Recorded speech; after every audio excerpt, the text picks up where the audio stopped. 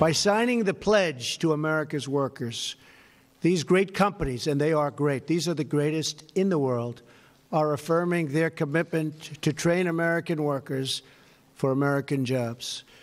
Because America's strength, America's heart, and America's soul is found in our people. More than anything else, it's in our people.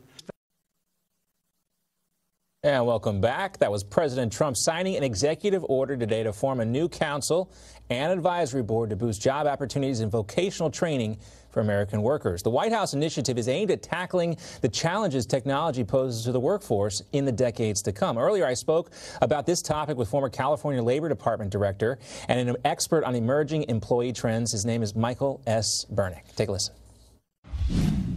All right, now, according to the White House, nearly 1 in 5 jobs in the economy today did not exist back in 1980, thanks to technological advances that have brought these into different industries here. What must we do as a nation to make sure that we can get out in front of this trend line and stay ahead of the curve when it comes to creating jobs that Americans are actually properly trained for?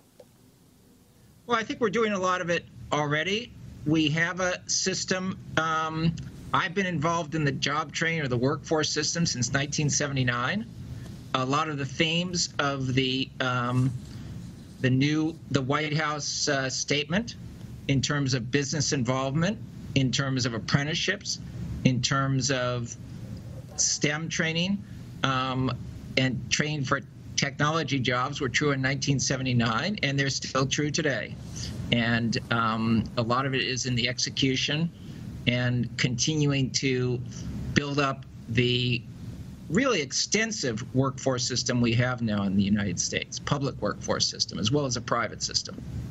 Now, one of the aspects of this executive order is to encourage companies to provide affordable training, to provide these internships and these apprenticeships that you've so much talked about here.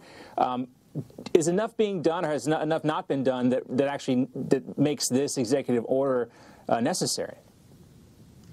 Well, I think it's always positive in terms of having an executive order like this and a new push. Right now, President Trump initially called, when he was first elected, for 5 million apprenticeships, and that's a big growth. We have about 530,000 now in the United States. So if we're going to build that number, it's going to take a lot of focus. I will say, as someone who works on apprenticeship projects out here in California, even getting 1 or 2 apprenticeships is a real challenge outside of our building trades. And that's been a real push out here, as in other states like Kentucky and South Carolina, to expand apprenticeships to non-traditional fields. So these aren't particularly new ideas in the executive order. They're really nonpartisan. I think everyone in the workforce field would agree we need business involvement. We need to strengthen the STEM training in particular. We need to rationalize the system, something that is, with the various funding sources, it's something we've talked about for 40 now plus years. So I would say these are not really controversial. They're not partisan. They're themes that have been in the system, and they remain true. Well, Michael, it's an interesting time in the workforce, and it's an important time as well. We really need to get Americans prepared and these companies prepared for these jobs as well. Thanks so much for your time today. Thank you.